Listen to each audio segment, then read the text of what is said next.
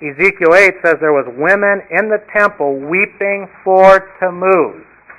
The custom in the Ishtar cult was that every year before March 25th, before the reincarnation of the sun god, there was a 40-day period of mourning where the women mourned for Tammuz, and then he was reincarnated into Ishtar.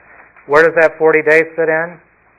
That's basically what Lent is today. They just take some things and they've added here, added there, and made changes here and all that. But the 40 days of Lent originally go back to the 40 days of weeping of Tammuz in the Ishtar cult. Okay, weeping for the sun god. And in that same context, in Ezekiel 8, when it says they were weeping for Tammuz, it says there was 25 men, Israelites, who turned their back to the temple, which is always facing west. I mean, you look at it from the east, but you always face this way. They turned their back in the morning to God, basically, and they began, it says, they specifically worshiped the sun coming up in the east. If you trace this back to the Babylonian religion and Tammuz, this is where your Sunday morning sunrise services come from. Okay? It does not have nothing to do with Yeshua's resurrection on Sunday morning. It's the sunrise services. They worship the sun, and it was when they came up at daybreak, and eventually Sunday became the day of the sun worship with Mithra, and there you go. They had this celebration, especially at this time of the year when Easter was proclaimed as the religion, the Roman Empire. This is where it took place. Pretty weird, huh? Pretty weird. You ain't haven't heard half the truth yet. Let's see. Let's go a little forward here. Page 4. Horus, Osiris, and Isis. This is Egypt.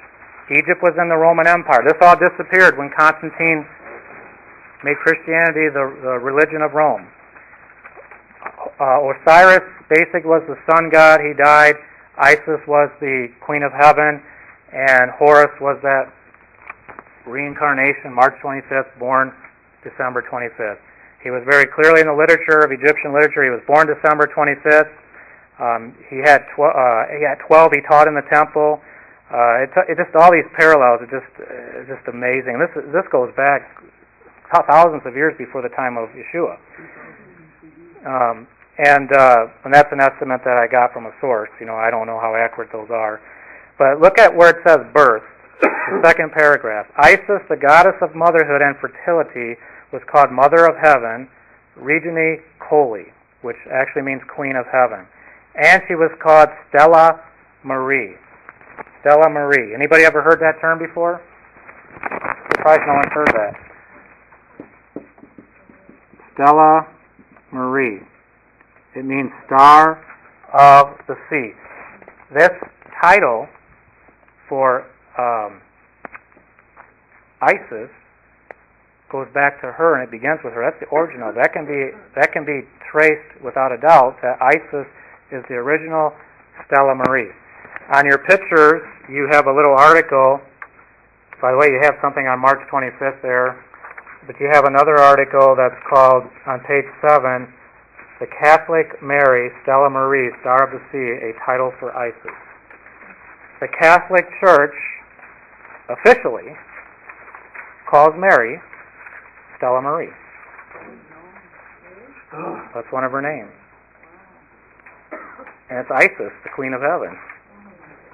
It's not Miriam, the mother of Yeshua, who was just a simple girl, a Hebrew girl that God chose. And she wasn't immaculately conceived, and she did not miraculously rise to heaven and not see death. Like the Catholic Church, which all paganism says about the Mother Goddess. So Mary has become symbolism of the Queen of Heaven. The Pope, the previous Pope in the late 1900s, he declared an illegal papal decree that declared Mary the official Queen of Heaven. Now, where does that come from? It comes from paganism, from these religions. All right, page 5. This one's for you, Steve. You'll understand why. Adonis and Venus.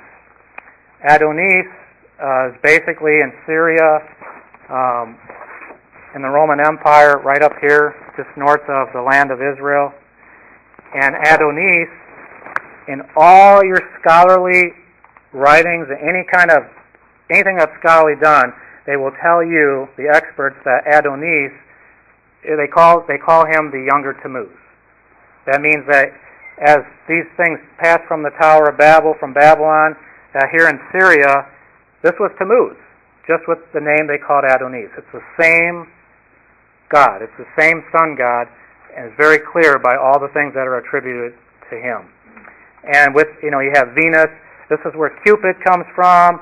And I'm sorry to tell you, Valentine's Day is pagan. Wow. Cupid is the god of lust. I don't need to call my wife. I don't need to tell my wife, and she gets mad at me because I'm still working with her on some of these things. I don't need to tell her, be my Valentine. I can say, be my babe, or something like that, and that's just as good. Because I don't know what Valentine really means. Okay? But it is pagan. You need to know that. It comes from the same stuff. Now, Adonis was born, when was he born? December 25th. We got that right now? Okay, December 25th. Now, this is fascinating. Before the time of Jesus, okay, the early church fathers, Tertullian and Jerome, in the 2nd century, now this is after the Jews had been pretty much pushed out of what was left of the church, Gentile Christianity that remained. These were Gentile church fathers that saw this place in Bethlehem, this cave, and they said that this was the birthplace of Jesus. This became the tradition by a few Gentiles, but it wasn't solid yet. But Jerome and Tertullian, who made this claim, also said that they recognized the fact that there was a cult to Adonis, or Tammuz, if you want to call him that, same name. There was a cult to the sun god Adonis at the very cave where they said Jesus was born, before Jesus was born. And that Adonis was born of a virgin in that cave. They recognize that. You have the information here. You have it in your written papers. They recognize that. Now, what Emperor Hadrian did of the Roman Empire, the Bar Kokhba revolt, he put down the last Jewish revolt in 135 Common Era, and this was really the separation of when everything began to unfold, where paganism just took over what we call Christianity today. And Hadrian came in there, he found this cave in Bethlehem, and he put this image of Tammuz, or Adonis, on it, taking it away from Jesus, and giving it back to who was first, which was Tammuz, or Adonis. Now, Constantine comes around 200 years later. This is 135, about 315 Common Era. Constantine had a mother. You ever heard of his mother named Helena? Yeah. And, she was this devout Christian, and she was marching up and down Jerusalem, and she found a piece of the cross of Christ, and that's the Church of the Holy Sepulchre today, where he was buried. But then she got to this spot over here, this cave where this Tammuz grove now was built by Hadrian. It's been there for 200 years. And she says, this is the place of Jesus' birth. So, Constantine, her son, the emperor, he builds the Church of Nativity there, which is there today. It was destroyed at one time, but it's the same place. So, when you look at your papers, on your pictures on page 5, just look at that for a second. I'm going to get something back here. On page 5, I hope it's still in here. Yeah, it is. And, by the way, when I was in Israel in 1988, sorry to say I was there, and I got a real picture of it too. You can pass that around. I took that. Yeah, that's why I said this is for you.